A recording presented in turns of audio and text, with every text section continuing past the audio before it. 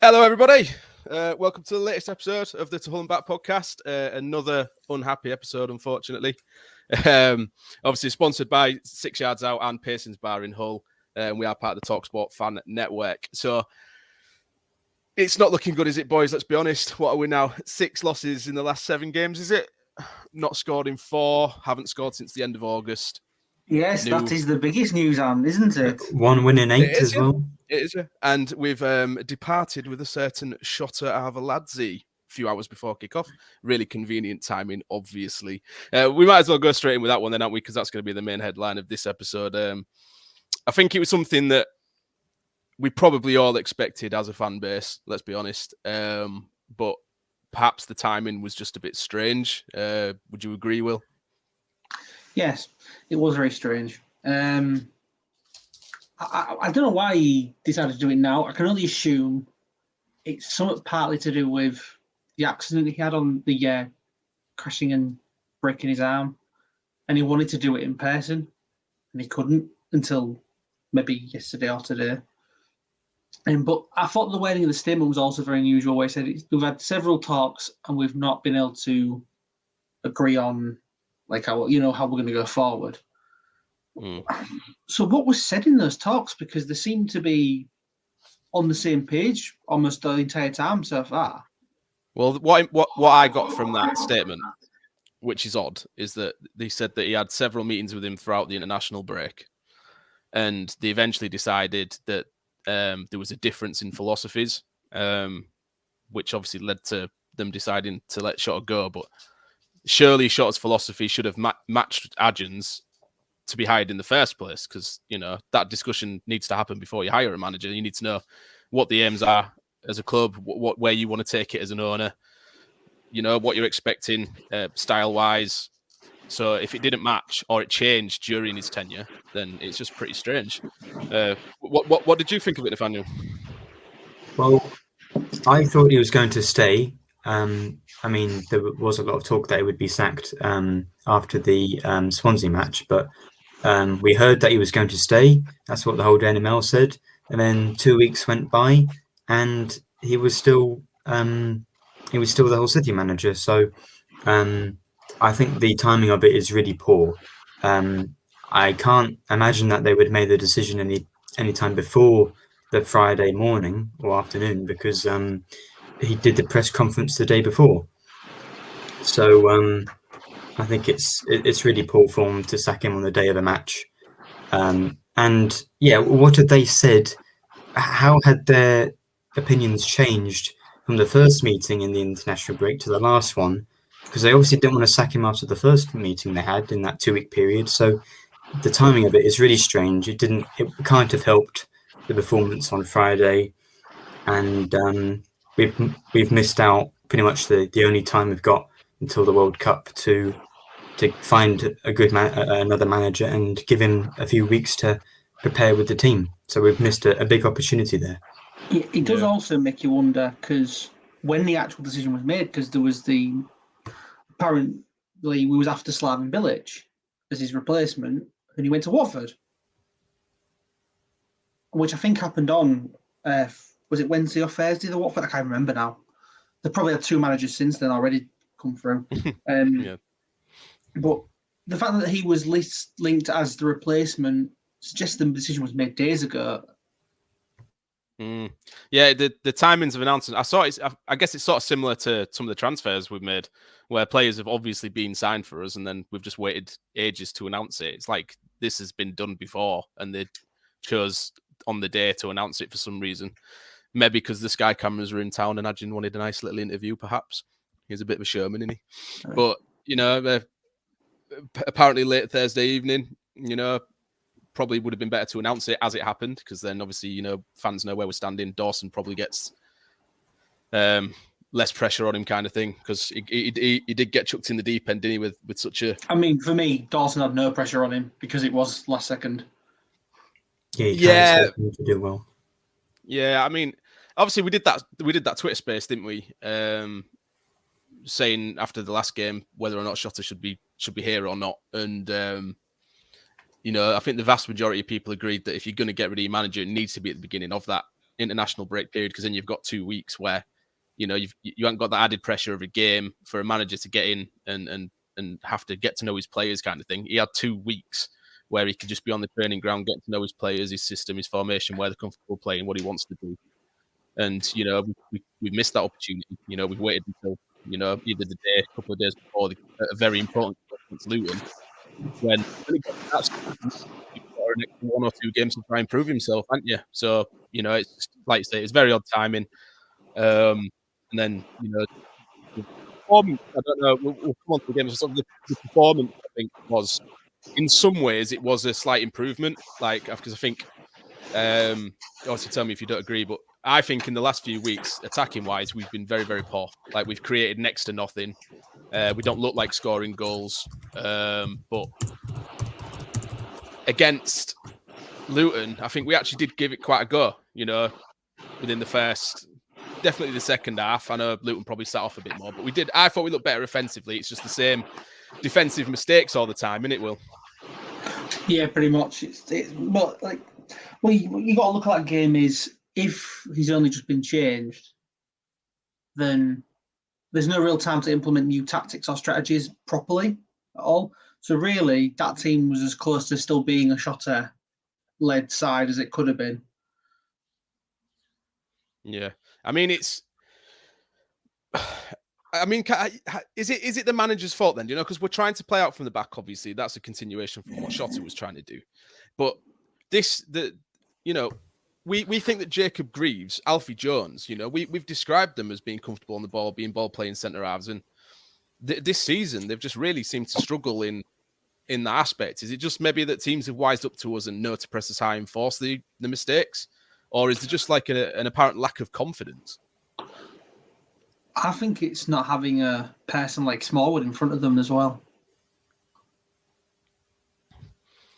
What, in terms of what you think if we had Smallwood in the side, they'd be more confident on the ball? Well, I think we'd be a bit more defensively sound, because it's essentially it's another defender on the pitch who was in front of the defence. Yes, going forward, he wasn't the greatest. In midfield, he wasn't the greatest distributor or anything. But in terms of actually getting stuck in and actually doing the job, he's did it way better than anyone else has done it this season. Yeah, no, I agree. I do think that we are missing a Richie Smallwood style player. Problem is, because of the way Shota wanted to play. Sorry to interrupt. If he wants to play that way, he can't have a Smallwood type player if he wants to play the attacking football that he wants. It's kind of a catch-22. Yeah, but I guess that kind of then contradicts Shota's style, because he's wanted to add, or we presume he had a hand in all of the signings, which we would like to think has happened. If he's going to sign, the abundance of attacking talent that we've had, especially in midfield, and then leave players like Smallwood, well, let them go so that we know, you lose that kind of defensive shield, then we must be going into games trying to be on the front foot all the time, wanting to, attack as the best form of defense kind of approach, where we've got the likes of Sari and Tufan who are going to be on the ball and want to create chances and dictate the game kind of thing. But we haven't really seen that. So it's like, has there got to be a point? I know we've got a lot of injuries, but has there got to be a point where the manager looks at this and goes, yeah, all right, maybe we needed to add a Jones into midfield kind of thing to shore it up. But obviously, no manager at the moment, so we can't really answer that question accurately. But does it get to a point where we've got to change the style, go back basics, go back direct? Is that the way we salvage this, Nathaniel? Well, I mean, the attacking sort of system that we've wanted to dominate the ball, I mean, that's happened in the last 2 home games. We've had, a lot of the ball against Stoke and Luton, and then maybe that's because we conceded early goals, but then we've struggled in those games. We have attacking talent in order to score goals and create chances, but for whatever reason, we've hardly seen that. So yeah, the new manager that comes in, whatever system he's going to play, he's going to have to, he's got a really tough job on his hands, and they're going to have to be really good to give this team some confidence to play any form of football at this moment. I mean, I think a massive problem that this squad has at the minute is it's very unbalanced, but also disjointed. Like, successful teams have a good link between defence, midfield, and attack. And we don't tend to have that. Like when the defense have got the ball, there's no one, coming deep, asking for it, and then, trying to make circles around players and create them opportunities.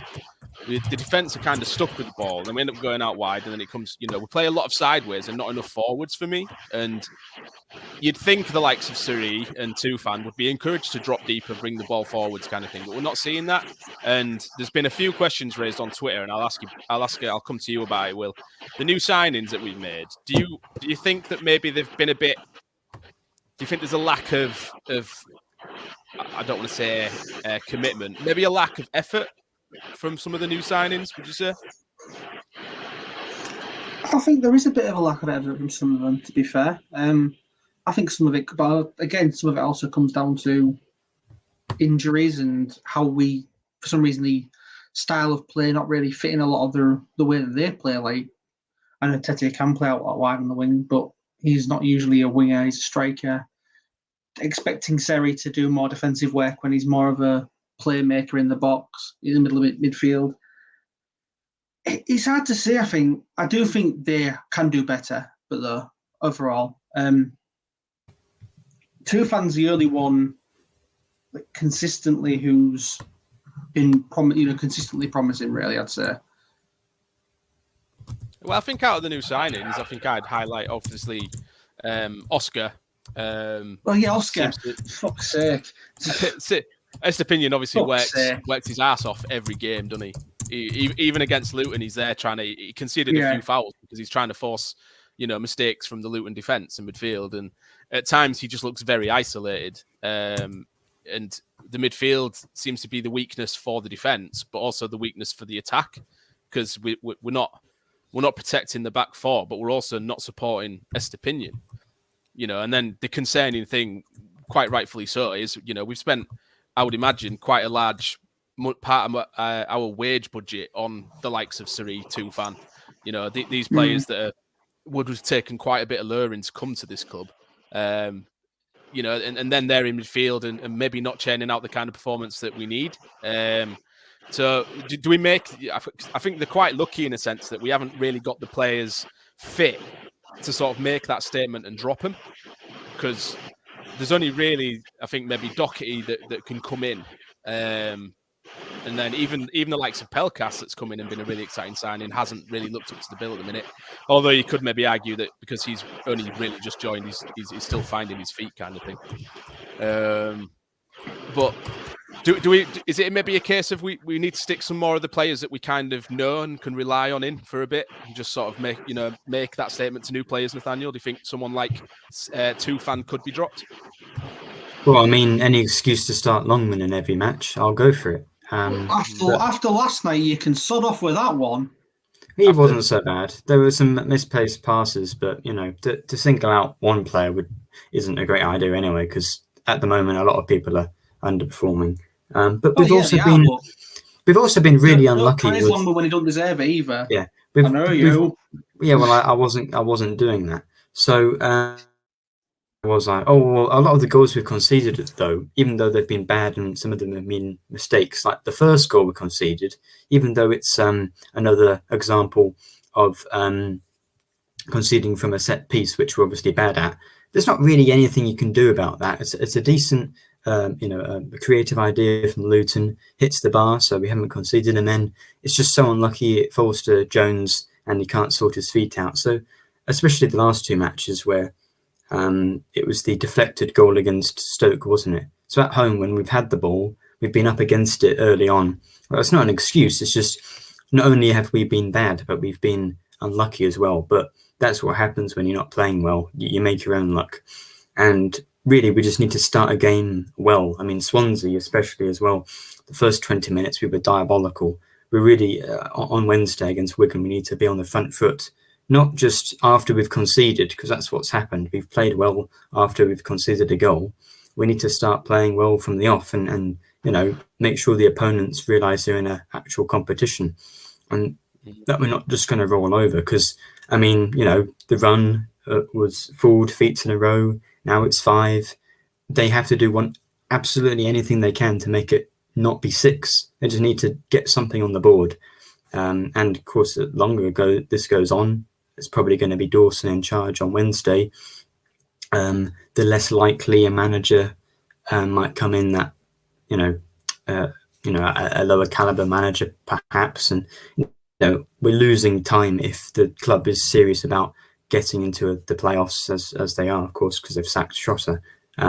We have to start picking up results. Want to be in the top half by the time the World Cup comes, I guess. I mean, I've said this. I went on Second Tier, I went on TalkSport, and I said the same thing. I think I'm struggling to find what identity we're trying to establish in terms of a playing system at the minute. If someone was to ask you, Nathaniel, say you went on another podcast show and they said, so what style do Hull City play? What are we going to expect from you? How would you answer that question? Because I don't think I could, other than we just lose. Yeah, that's what I was going to say. We're just going to lose. Yeah. I guess maybe the last 2 home games have showed we want to have the ball and have possession, but we don't really put crosses in. I haven't seen a lot of times where the last few matches, we've not countered very well. So yeah, the philosophy is, the only reason why we won those games early on, you could argue, is a bit of luck, some lucky deflections. So once that runs out and you have that poor run of luck and form, yeah, I don't know what the philosophy was. I understood what it was last year. It was counter-attack and, I can't remember the smash and grab away from home. Why we didn't go back to that, I don't know, because that seemed to work last season. We weren't winning lots of matches, but maybe if, theoretically you have a better defence and better attacking players, you might have been able to win more games like that rather than the few we did away from home. So, yeah, I don't know what the philosophy is. It used to be smash and grab, but at the moment, I'm interested to see whether Adrian, especially if he brings in a manager, an English one perhaps, or one who's managed in the Championship, maybe they will have more idea of what the philosophy should be. It'll be interesting to see just how much manoeuvrability the new manager gets. Yeah, I'm going to stick up I've seen some of your comments, obviously, about some managers that we've been linked with. We'll talk about managers coming in towards the end, of just dissect this Luton game for the last bit, and then we'll move on to it. I think I'm going to come to you for this one, Will, because you tend to be as positive as you can be in all situations. So I'm interested to know your answer. Since the beginning of the season, we started 4 unbeaten. We got a couple of good results. Away at Burnley is a very good result, 1-1. Beat Norwich. Most recently got the win at Coventry. But going back to the first game of the season onwards, do you actually think that, looking back, the signs were there that something isn't clicked with this team yet, something's not right? It's always easy to say that in hindsight, to be fair, but there was all, because I think you can look at any team in the Championship and there's probably issues that if you look back 10 games after you've looked, there'll be glaring obvious things.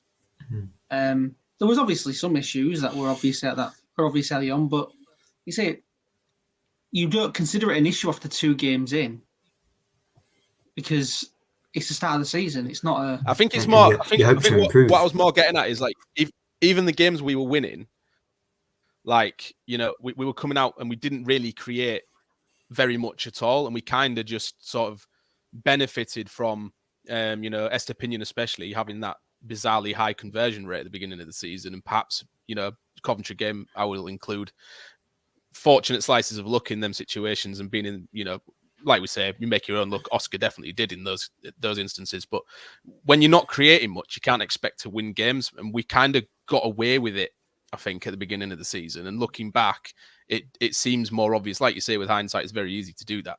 But at the beginning of the season, we didn't really, we kind of ignored it because we were doing okay and not really saying, why aren't we coming out of games, with 6 or 7 clear-cut chances instead of the 2 that we took, kind of thing, because at some point that will stop.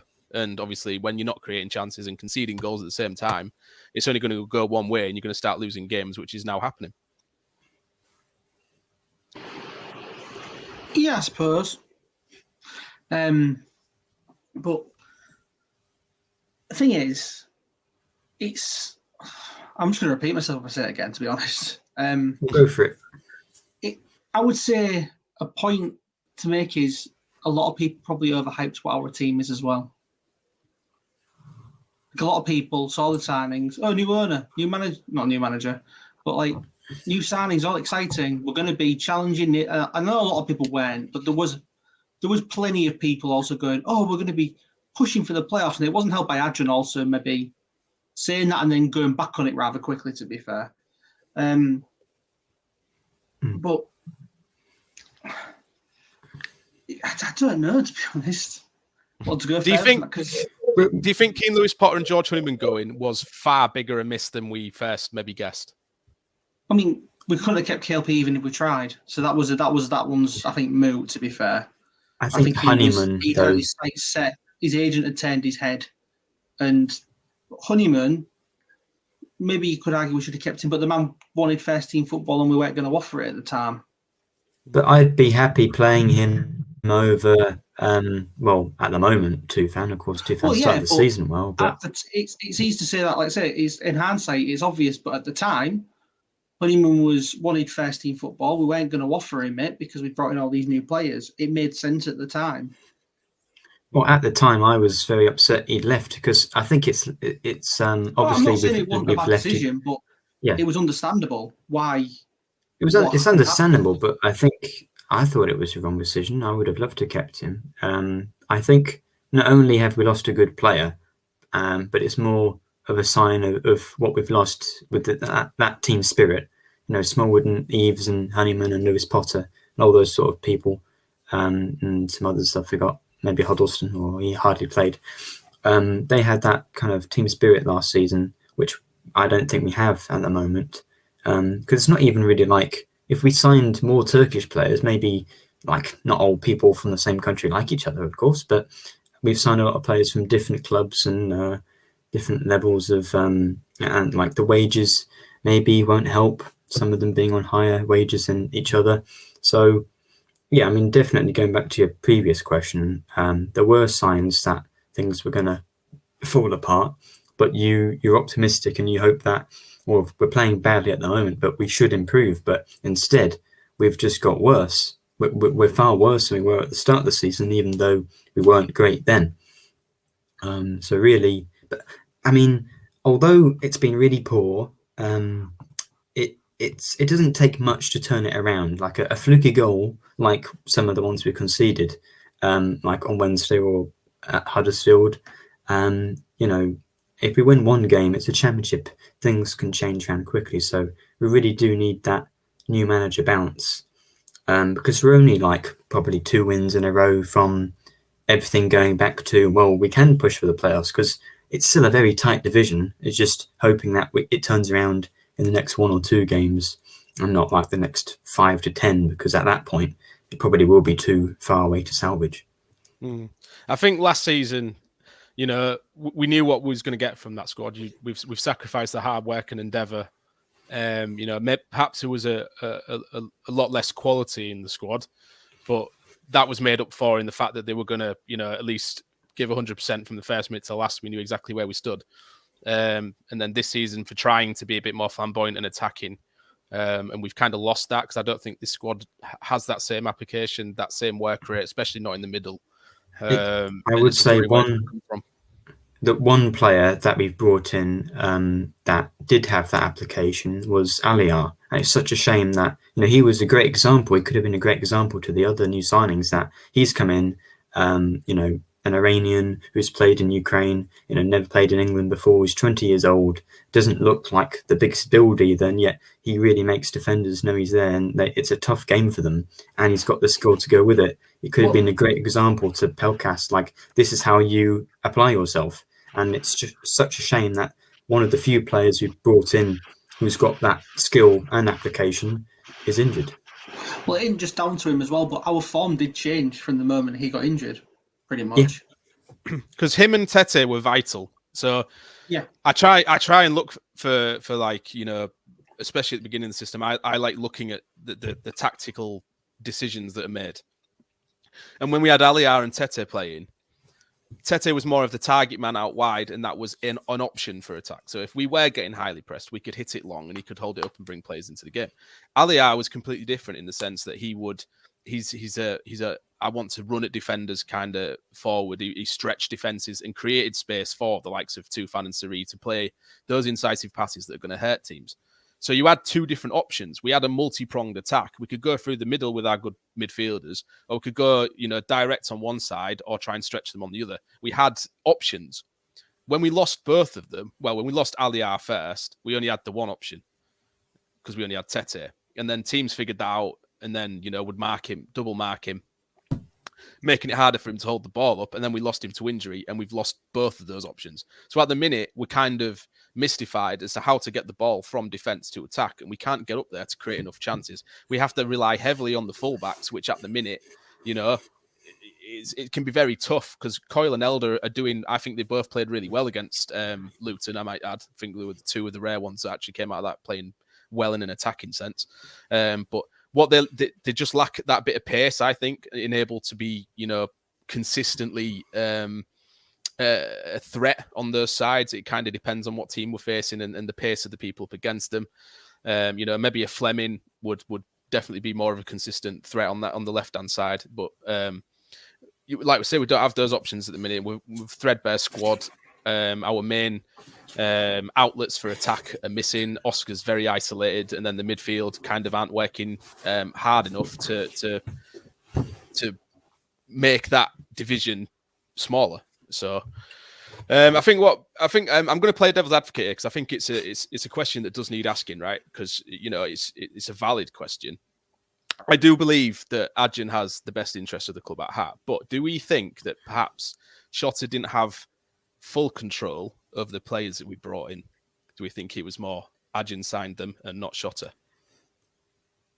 I don't. I mean, a lot of clubs don't give managers full control. It might be more like I think it's usually for most clubs it's that what tends to happen is a manager will take a wish list to the owner, won't he? He'll say, these are the players I want. This will work for the system. This is why I want him. Not necessarily.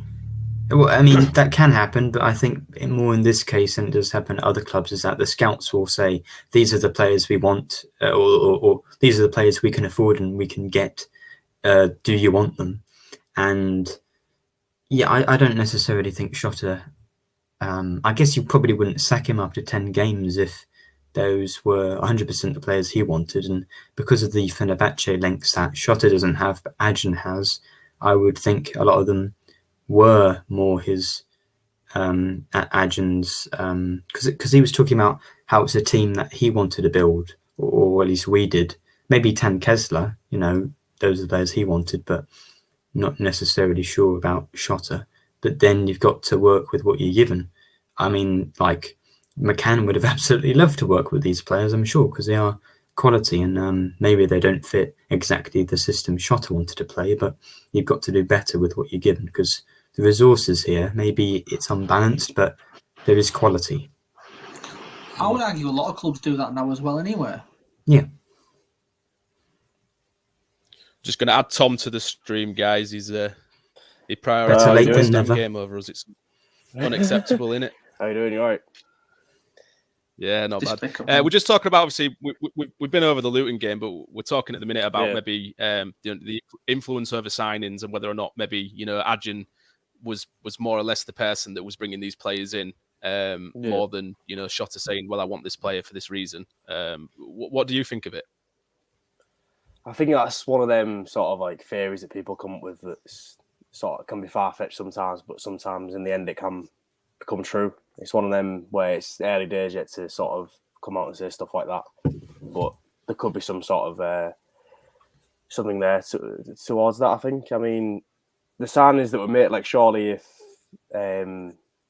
these signings were made, obviously Shota's going to be honest about the signings he's making. So I think he's not going to, surely if like he didn't like the signings, he'd come out and say, oh, look, these aren't my signings. But I think, it's... But could that be the difference in philosophy that Adjan was talking about? Maybe Shota was saying, I want more control over who I bring in. Yeah, I think the time will tell. I think the next coach we bring in, I think if we see this pattern follow, terms of the views, not aligning, Shota's, because that's the reason why, Shota's parted ways, because apparently the way, obviously, Adrian wants to take the football club forward, and maybe it was them to have different sort of interpretations about that, about what they think, what's best for the football club. And obviously, Adrian owns the club, so he holds that power. And one thing that sort of makes you think that it could be true is, what he's coming out and saying on Sky about the sort of player signings and stuff, saying that he'd rather see us lose 3-2, but it'd be an entertaining game than draw 0-0. And that sums up the season. That sort of like sums up the season so far, because I think he worded that wrong.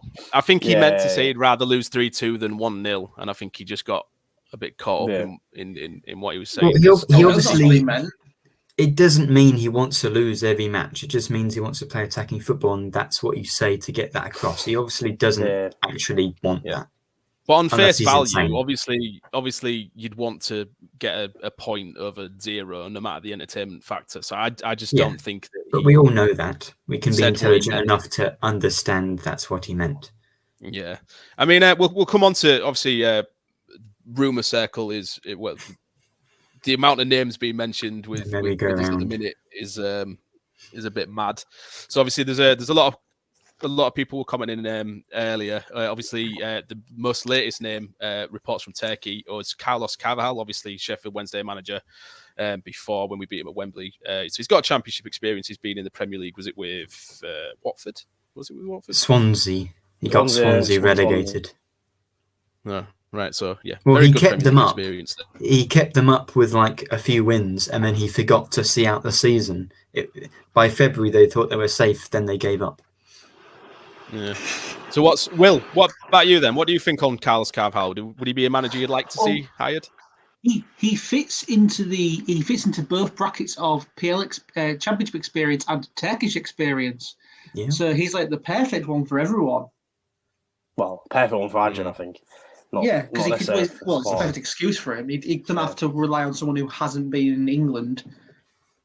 Well, it's like a lot of the signings we've made. Tufan had been in England and Seri and that sort of thing. Do we think that Adrian pays attention to what we say on social media? Do you think that maybe he's looking at names? No. Considering some of the stuff he's not. He's more active than most owners on social media. I'd say that. But I think it's because I only ask. Yeah, I only ask because obviously at first after the Swansea game, it was they're going to give him time, Shota time to turn this around, and then come the Luton game, he's gone. It just seemed like a very strange. Obviously, they'll say that they had the meetings and they had a difference in philosophy, but I just feel like that's a very strange reason. Adjun's not running the club based on what a bunch of meths say on Twitter. You don't know. He's a people pleaser, isn't he? Might be like, all right, nobody wants him. I want to keep him happy, so I'll get rid of him. The biggest thing that could please the people is get a good manager and get us promoted with no fuss. That's what we want. You walk out. So I'll come round to each one of you then, and I want you to say a manager that you want to see come in. So, Will, who would you like to see come in? Pep Guardiola. I'm going to remove Will off the stream. Be more realistic, Will. Okay. Of who's been linked, like recently? I mean, I've got the odds list up here. So the favourite for the job is Sergen Yaltsin. I think the Fenerbahce I'm not picking him. Let's have a look. Carlos Corberán went from I think 14-1 to 6-1 overnight in his second favourite at the minute. Yeah, that's because the recent things been pushing on that. Then we've got a few. Baz said we're not guessing him though. I mean, it's completely ignoring logic and just going with my heart rather than my head. I want Liam Rosenior, but that's just it didn't work at Derby. The manager I want. No, I'm not doing it logically. I'm just saying I want him back at Hull. A manager I want, but would never get probably Marcelo Bielsa. Get him in. No chance. Disgusting. 16-1 he's at is Bielsa. Strike Will off the stream and Tom. Just why would you not want Bielsa? What's wrong with saying Bielsa? Because he's Bielsa's Leeds manager. And he's I don't care about that. I'm not bothered about that. I couldn't give a shit. Not our rivals, Nathaniel. We're not even rivals of Chef Wednesday. We say everyone at Chef Wednesday. Carvalhal's seen as a legend there. He's right there. Oh, I'd take Carvalhal. Yeah, that's fine. What about Corberan, who was linked? He was at Huddersfield. Well, I did live in Huddersfield, so I sort of have to like him. And David he was also Wagner's at Leeds linked as well. Yeah. As assistant. He was Bielsa's number 2. Yeah, there's a few. Liam Rosenior, David Wagner, Scott Parker, Chris Hughton. Apparently, HDM, I think, tweeted saying that he was the favourite at the minute, even though he's same odds as Marcelo Bielsa. So I would really hope that someone... Forest. John Terry, 25-1. No, thank God. Houghton left Rooney, Forest was at bottom of the table, didn't he? Wayne Rooney's yes, DC United. gone from him, yeah. Yeah. What about you, Nathaniel? What's the name that springs to you? I mean, I'm not exactly against the idea of it being a manager from Turkey, because if we got the manager who just won Trabzonspor, the Turkish league, and is playing in like the Europa League now, obviously if it's someone who's actually managed one of the big clubs and done well in Europe, or won the cup, or won the league, sure. But all the managers we're being linked to from Turkey are these ones who have been like, at a big club like Nuno Espirito Santo had been at Spurs. Well, got sacked after like 10 weeks. Those are the sort of people we're being linked with, who hadn't done very well in Turkey actually. So, I mean, we were talking about it a few weeks ago when Scott Parker got sacked at Bournemouth. Arveladze was on the Sky Sports betting list for that. But I mean, he's done well-ish with good squads, but I don't think our squad's quite good enough to for him to get promoted with, because I don't know whether he's actually that good. I don't really know. Carlos Carvalhal would be fine, but he's not going to leave his cushy new job in Saudi Arabia after just a few months. So Chris Hughton would be boring, and maybe the sort of solid, boring manager we might need with our defensive record. It'd be it's like Sean Dyche. Yeah, it's a boring choice. He'll do that. He'll probably do love Sean Dyche. The problem with the Dyche linking is he's too good for his if Adrian wants to play attacking football, Sean Dyche is not the answer. Yeah, exactly. But I would also go out and say that perhaps maybe Dyche just played to Burnley's strengths. They didn't have the greatest transfer budget, therefore signed players that he could play a direct style with, and just got but he never tried to sign a creative player. But he could. Well, he did last season. He got relegated. I think he did towards the end. He started, players like Weghorst and Cornet. And they got relegated. Yeah, so don't trust him then. But then he's gone to West Ham now, Cornet, so he's obviously a good player. But, what about Southgate? No, he's going to be out of the England job soon, isn't he? Good. Chris Wilder might be out of the Middlesbrough job soon. I think anyone listening, by the way, if you want to put what manager you'd like to see in the comments, feel free to do so. I think the question is, obviously, is Adrian going to go for someone with championship experience, or is he going to delve to the Turkish leagues for it? And the like they were saying on Sky said it's been that it will have championship experience, but I don't know whether that's just what they're aiming for, and they might change their mind, or whether they actually know who it's going to be, who they're talking to. But the whole Daily Mail also said that they were going to give him time and that Chris Hughton's a favourite. Well, exactly. So you really don't know at this point. I don't think there's like an obvious choice. I think the obvious choices that are really great are defensive managers, and the ones who are more attacking aren't very good. Yeah, I think the problem with someone like Sean Dyche is that he's. Yeah, I think someone like Sean Dyche is going to be someone who, if he comes in, he's not going to want to be the head coach. He will want to be the manager. I was saying this with when I was on with Gabe the other day, Gabe Sutton. Dyche won't come in and have the kind of players that Adrian wants to bring in. He will want his championship experience players. You think back to how Burnley was and how strong a British core they had. That's probably what he would want here. And I don't know if he would demand that in an interview. And I don't think Sean Dyche fits Adrian's plan for the club, does he really? But Scott Parker, again, I'm not overly enthused about, because he was at 2 very good clubs. Yes, he got them promoted, but both clubs seem to talk about him in a negative fashion. He kind of achieved the absolute bare minimum of what was expected of those squads and didn't really push them any further than that in Fulham and Bournemouth. I mean, I wouldn't like us to go down another Shota Arveladze route where we're appointing another manager that hasn't really been in the Championship to understand what's expected and how difficult it can be. Because, Will, do you think that Adjans perhaps underestimated the quality of the Championship a little bit? A bit, yeah, definitely.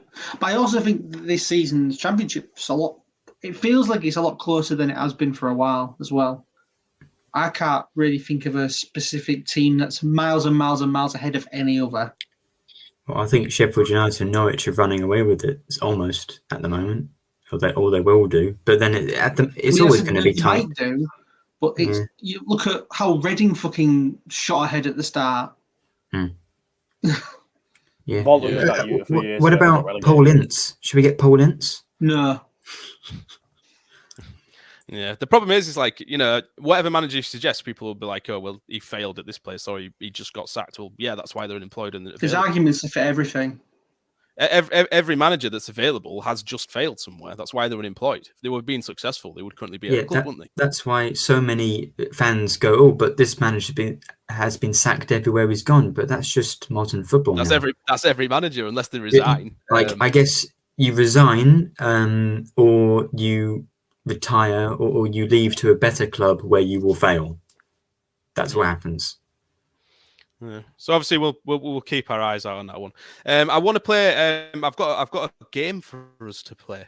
Fun. I'm not thinking Nathaniel's not going to be very good at this one. I don't think. Yeah, a game. Audio listeners, sorry. Audio listeners, I will read out Wikipedia. I'll read out the team for you. No, it's none of the guest the career path things. That would be fantastic. So audio listeners, I'll read the team out for you so you can play along too, but video viewers, you can watch. So this team is the Yeovil Town game where we got promoted, arguably the game that changed it all for us. You will notice there are some question marks on the starting 11, and I want you guys to fill in the blanks. So for the audio listeners, it's the starting 11 is obviously Danny Alsop, Stuart Green, Stuart Elliott. Then we've got a space in midfield. Then we've got Ian Ashby, Ryan France. The defence is Dawson Delaney, and then the centre-back and right-back are both question marks, obviously with Mile in goal. So anyone want to take a pop? Not you, Will, because you know the answers. I was going to say, if someone old enough, I'll let them two have a go. Dean Marnie. I don't know. Bullard. In Division 3. You're mad. I will boot oh you. my Jake God. Livermore. It's Livermore, isn't it?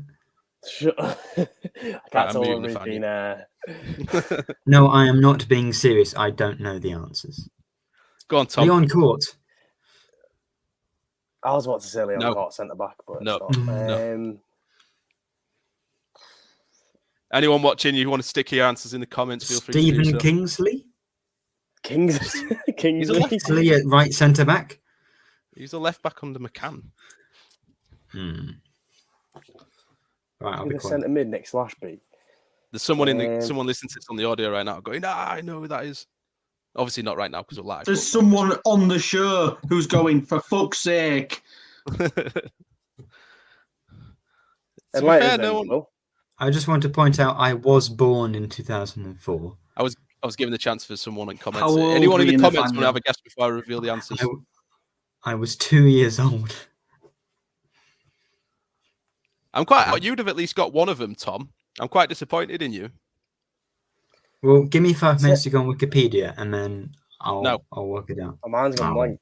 No. Centre mid, 2004. Kevin Ellison. Is he a winger, striker? He could play wing back. Yeah. It was quite close. It's the year after. Honestly, I'm just trying to name players we had then, like let alone. I feel like I could fluke one of these, couldn't I? I was going to say Damien Delaney. He's there. Yeah, I have no idea. You're playing right back. Put your mind in the Damien Delaney era. I purposely chose these because of the hard history of that team.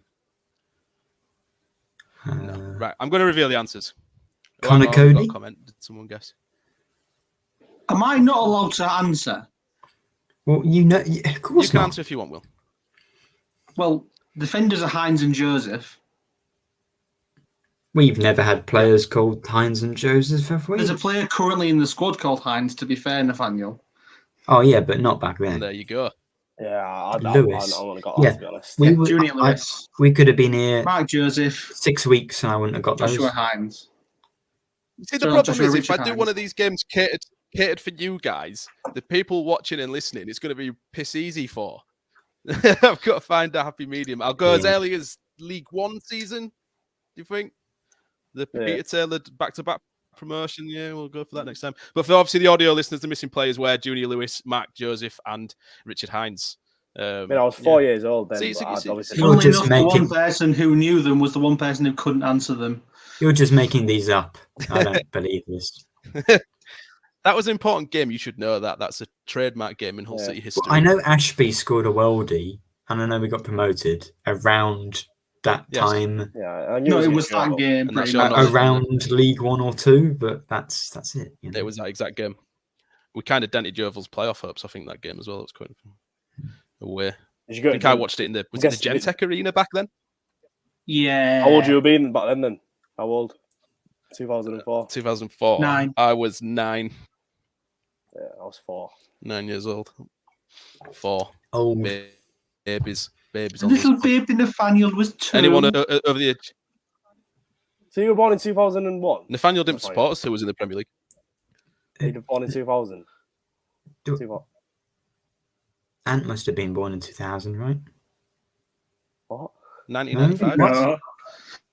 Are you? No, if you were 9 into that. How no, old no. do you think I am? Are you? Who are are you you- asking? I was asking how old was you in 2004, Nathaniel? Me? Yeah. 2 years old. I was You're born born- on the 25th of February 2002. Oh, really? I thought you was Yeah. like 21 to there. Well, I'm almost 21, to be fair. Yeah. So Only great that's not that people are bad, I born. guess. Only great people are born in February. Okay. Yeah, I'm January. I feel like we've Except kind Nathaniel of Litter. deviated from the whole purpose of this episode. Right. So I don't think there's actually much more to cover, is there? We've covered the game. We've covered. I guess we Shota just have to leaving, potential man. Get ahead of it, because our next episode will be Thursday. I'm looking forward to Will Keane and Josh McGuinness scoring on Wednesday. I can't wait for Yeah, 8-0 I'll play the- again. I played a fun game on Twitter where it's guess when we concede our second goal. That was quite fun. So I might put that back up again. Guess when we concede our second goal, Will. What minute? 69th minute. Well, it'll just be before half time, won't it? That last two games at home we've conceded early and then before tends to be half the- time. So 43rd minute. Right, Will Keane we'll goal. do a quick thing on obviously Wigan coming up then. Starting 11 wise, what changes are we making? I personally would like Cynic. to see Doherty come in. And Cynic Cynic. looked No very idea. bright when he came on. Yeah. Doherty and Cynic both looked good taking the ball forward, so have those in. And Christie Doherty- looked okay. Yeah, Doherty's I like the way he sort of plays. He, the way he drives forward with the ball, and when he loses it, he always tries to win it back. He's got that tenacity in there that we've missed, that you don't get when you've got Seri in there. I think Have him in I for like it Woods. having Slater, Doherty, and maybe Jones in midfield. No, not Jones. I don't know, because I want a bit of height in midfield because I'm sick of seeing these midgets not win any headers. I had to play around on the team predictor on FanHub trying to create a team that didn't have wingers on, and it's very difficult because no matter what system you pick, whether it be 5 at the back or 4 at the back, you've got to include players that perhaps need dropping. There's no real happy medium. I just wanted to get Longman out of the side, and I struggled to do it. So you'd have to start Pelkas. Pelkas and Cynic maybe as the wingers. I would like to see us try and place Seri in a more advanced role. Like in a number 10. I think he's wasted back there. Sitting Maybe because he number doesn't 8. really drop deep. But the reason why we You can have have struggled, Slater to do that. I think the reason we have struggled is through the lack of protection for our defence anyway. Midfield too labour to get back. You see on that second goal, where's our midfield? He's got acres. Like, yes, it's a great strike, but that guy's got acres of space. Lansbury's got acres of space to strike the ball. So it's a bit annoying. Because so if you played like Seri further forward, he's not really got the engine anymore to get back, I don't think. So you've got just 2 midfielders there. But you'd have Slater I and mean, Doc that would do that. Yeah, I guess they can come up the ground, but I don't know. It's a bit of a lightweight midfield. That's the issue. That's what I thought would struggle Yeah. in the start of the season. I think the problem is any midfield we play at the minute is lightweight. The only way you can overcome it is by playing Jones in midfield. I think Figueiredo might play. Where's Simon's in? Where is he? Yeah, Xavier Simons. Is he injured? I don't even know. But Sean McLaughlin, defence has been a problem. Can't defend from set pieces. McLaughlin must be sat on the bench wondering what the hell do I have to do to play. I do think that they'll only play him if we're playing a three at the back, unfortunately. But I would like maybe him and Greaves to be the back two, despite... I mean, even Greaves could be worth dropping because since signing his contract, I think Greaves has been quite poor. If it's going to be Dawson still in charge, there's nothing to lose. You might as well try it. Playing Greaves and playing McLaughlin in a back four. Give it a go. Might as well. Seri and Tufan in the same team. I think the problem with what signing those two is, and we've said this before, is I think Tufan and Seri expect to be starting every game. And then when you have them in midfield, that whoever plays that third midfield position is going to do a lot of the donkey work, which tends to be Slater. I think Slater's done... Yeah. That was always the problem, though. That's what I thought. Discussed it before, the wage budget. When you go from having players on 5-6k a week to then getting players on 30k a week straight away, they're not only are they going to expect to start, but it can create like disharmony in the squad. I think, when you see these players not pulling the weight when they're on all this money and, they've got international pedigree and you expect more. So I think right now what we're seeing is more, we're not playing as a team, but more as like individuals.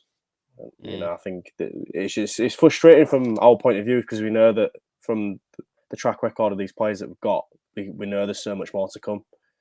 Seri, how good he was for Fulham. Yeah, it's just annoying. Players, you've got to play to players' strengths, and I don't think any player kind of has any idea what his role in the team is at the minute. When you watch us, we don't look as though we're very organised or structured at all, especially in an attacking sense. Like we're just so static. You could throw. I think there was a point against Luton, and it was something that really annoys me. We get into a crossing position, just cross the ball. We always turn around and go back. Pass it back, and how do you score goals if you're not creating chances? The ball's got to be in the box for you to score a goal, and we just seem allergic to putting the ball in the box. But the one thing that I'm watching about us that annoys me at the minute is that when someone's got the ball, either nobody comes and asks for it, or about 5 of them come, and then they all end up in the same position. You could literally chuck a blanket over 5 of our own players. So if they do make that pass, they've gone nowhere because they could walk it to where that guy is that passed it to, and there's 4 of them there. So, there seems to be a lack of cohesion and understanding in what we're doing in an attacking sense, which is then leading to, panic when we defend. Every time Luton went in our box, it looked like we were going to concede. I'm scared watching us defending at the minute. It's a real worry. And every time we conceded a free kick or a corner, you're just thinking, oh God, like it's comical our defending. I mean, I know there wasn't much Jones could have done about the goal we conceded. It was a very cruel deflection off the bar. But if you watch the marking prior, terrible. Our players marking players on set pieces is abysmal this season, and I can't understand how it's not been fixed. Like, what do they do in training? So weird. I mean, one of the few players that is the same from the defence last season, because last year Coyle was out, El didn't play much. We had Bernard, so there's Jones and Greaves. They're the 2 centre halves that were terrible at conceding corners last season, and the same this season. I mean, maybe that's just not something they're very good at. But how do you get good at that? I don't know. Like, it's how hard can it be, really? Like, I don't understand how teams like Leicester in the Premier League at the moment, how it is fairly simple. You just get to the ball and you head it out. That's all you've really got to do. I think it's easier than. I think that's a bit easier than you think. But it's fairly simple. You don't necessarily need tactics, do you? You just need to be strong and determined. And I guess if it's not working, maybe teams know it's something that they're good at, and or that the other team is bad at, and then it's just a bit of fear. Maybe what should happen in training is you would look at how the other team takes their set pieces, what they try to do most often, and then you try and counter that. So you look at, what player tends to make a run from the far to the near, try and intercept that. Which player tends to score the most goals from set pieces, put our best aerial threat on him. That's the tactics that comes into defending set pieces is you identify their threats and what they're good at doing and nullify it. If they do something spectacular off the training ground, fair play. You can't counter that. You couldn't. But the basics of set pieces. I mean, we've conceded 3 more set pieces than any other team in the league. It's getting to a point like last season where it's a real weakness, and we still don't seem to be scoring them either. So in both senses of set pieces, it is a real weakness. But it's so strange because we were so good at them in League One, and then it's completely flipped. Yeah, I think that's because we were too good for League One, though. Yeah, but being attacking a set piece, that there's there is of course skill that goes into that, but I don't necessarily think that's just our players are better. Like that's something we clearly worked on. As well, it comes down to a tactical thing. I think tactically, League One's not on the level of the Championship, and then on top of that, the Championship's not on the level tactically of the Premier League. And, that's one of the massive differences between each league. And I think one of the reasons we did so well in the League One is we were just so much better tactically than most teams. Yeah. Right. Back onto obviously the team then at Wigan. So what team, what changes do we want to happen and what do we expect to happen? So do you think we're going to keep with, I mean, it kind of depends if we've got a manager by then or not. I think it's unlikely we'll have hired one by Wednesday, but you can't rule it out if he's already got somebody lined up. But I think if it's Dawson still in charge, that's how we'll go off it because that's the way it is at the minute. He's probably going to stay with the same 4-3-3, I'd imagine. I'm hoping that Longman gets dropped in that sense, but he's probably going to start because we don't have much unless he plays Pelkas out there and puts Cynic on the other side. I think the team I'd like to see would be Cynic, Estepinian, and Pelkas as the front three with Doc, Slater, and Tufan because he's the most creative number 10 we've got. Stick him in as well. Then the defence probably the same, but swap Jones for McLaughlin. Maybe Christian at right back too. Disagree? Agree?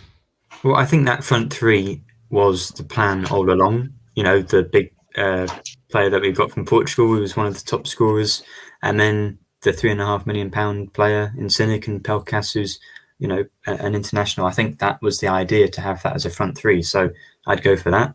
In midfield, I liked how Doherty played, taking the ball forward. I don't know whether... I mean, Tufan, maybe dropping him would help to kind of just give him some motivation, perhaps. But, he's one of our better technical players, so I guess I'd play him along with Slater. Maybe that's not such a good defensive thing, but we need to be attacking and on the ball on Wednesday against Wigan. So I'd have that as a midfield. And then the back four, I don't know whether changing one of the players is actually going to help it. I think it's more just their mentality at the moment and the tactics that aren't helping. So I certainly wouldn't bring Figueiredo back in. And I don't know about McLaughlin. I think, especially if we're trying to play out from the back, you do want a right footer and a left footer. 2 left footers probably wouldn't work as well. And you're not going to drop McLaughlin. Greaves, sorry. But I counter that because there are a lot of teams, probably the vast majority of teams, play 2 right footers. So it's just the same. Yeah. But I don't know how good McLaughlin is on the ball. I mean, I guess he was decent last year, but that was more long ball. So that wouldn't be playing out from the back anyway, perhaps. So I'd keep the same and just pray that we don't concede in the first 10 minutes and maybe get a bit of momentum. I think we just do need a bit of luck. What's your thoughts, Will? Yeah. I'd give McLaughlin a go in defence to get alongside. Can't hurt, can it? Exactly. I mean, especially Dawson's in charge. Like, I think he probably will be. I think Adrian said something along those lines. I can't honestly remember though. I think might as well go for it. Might as well make all these changes that tactically might not make sense on paper, maybe. But I think we need to just have some fresh legs out there that haven't played poorly for a while. I mean, front three, I think of Cynic, Oscar and Pelkas as well. Midfield, maybe Seri,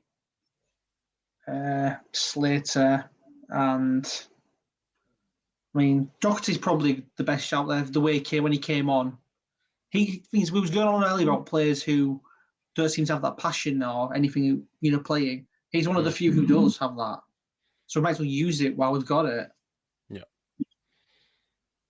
I think Doherty in that League One season was fantastic, and then perhaps played below his usual standards last season.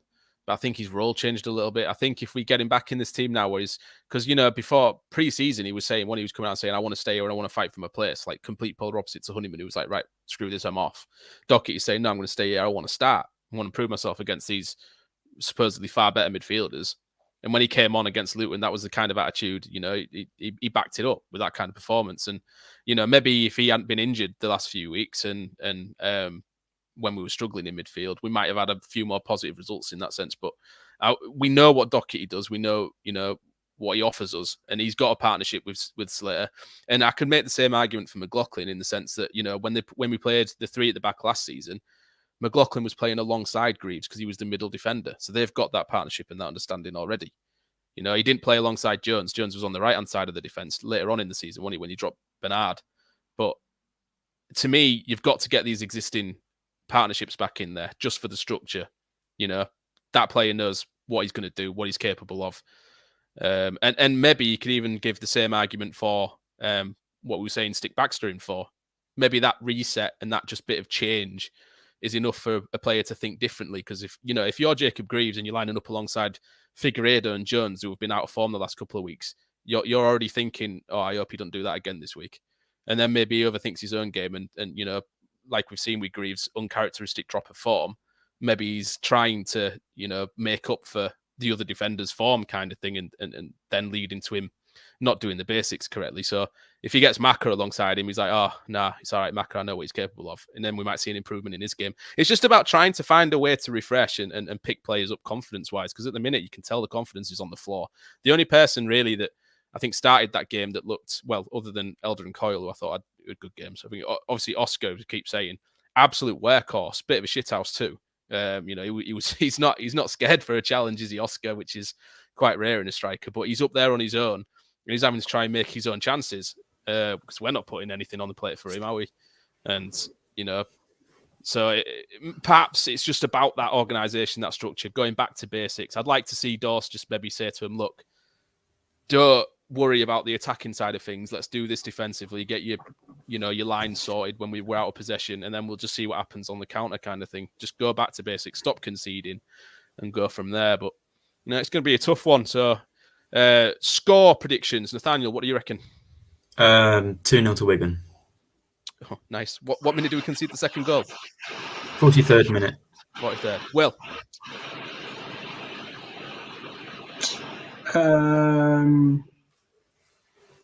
Okay, I'm not going to say a loss, just to be different. 2-2. Where are the goals coming from? One of the players on the pitch. Wow. Jacob Greaves twice. Fair enough. Well, yeah, I mean, he's saving. Surely Greaves is saving his one career goal for a really important FA Cup time. final. Is Wigan on a Wednesday night in the Championship? Wigan Wednesday night isn't that time, surely. 90th minute header into the roof of the net to win the game, to halt this run of results. Greaves storms to the corner, snaps it in half. It's going to happen. That's my prediction. 1-0 Hull City. Jacob to get Greaves to score finally come off. Longman assist. Yeah, I think I'm going to go uncharacteristically positive, and I'm going to say we're going to win 1-0. Oh no, we're definitely not. Now with two of us have said I it. believe in Dorse. I believe in Dorse. Andy Dawson's Black and Amber Army. Right, so I think that pretty much covers everything then, doesn't it? Unless you guys have got anything to mention. No. Well, we need to do our shout-outs, yeah. Yeah, well, I was going to do that. Obviously, finalists in the Football Content Awards. I think the voting closes quite soon. If you're still unsure on how to vote for us and you have not, please do. But if it's on our social media channels, you can literally just tweet, I'm voting for, tag us for hashtag best podcast in brackets football league in the FCAs. You can tweet that, which sounds quite complicated. It's quite obvious when you see it on the thing. You can vote for us on Instagram, I believe. You can literally just comment us under the FCA post for it, or you can obviously do it through the website, which I've posted a video for, which shows you how to do it. It's quite easy. You literally just go onto the link, click onto the box for us, just put to home back and then tick the box and vote now. That's it sorted. We're going to be there attending the event. I think there's 3 of us going in the Will. Me, Will and Joel are going. It's on in Manchester on the 16th of November. So that's when we find out. Reckless spending of money in this cost of living crisis. Yeah, very expensive tickets. But yeah, we'll be there, and that's when we find out whether or not we've won. But anybody who has voted for us and has shared us about and got other people to vote, thank you very much. We never even expected to be in the finals, let alone have this many people voting for us. Sponsored by, it's definitely not the long one content. That's what'll lose us votes. Obviously sponsored by 6 Yards Out and Pearson's Bar. Do join the Amber Circle Facebook group on Facebook. It's a nice friendly one, that doesn't perhaps make you want to rag your hair out when you're in there. Have I missed anybody else? We've got Daniel Stuck Graphics, one I've not mentioned on social media yet. So if anyone follows Daniel Stuck Graphics on Twitter, he's actually going to be doing us some graphics for things. He did Nathaniel's match preview with the Luton thumbnail. So we're going to have some nice, decent graphics, not the ones that I make on Canva. So we might start looking a bit better. But yeah, thanks to Will for joining us. Thanks to Nathaniel for joining us. Everyone who's stuck with us throughout this 1 hour and 6 minutes of absolute garbage. What's wrong with you? We highly appreciate it. Yeah, we do. We really do.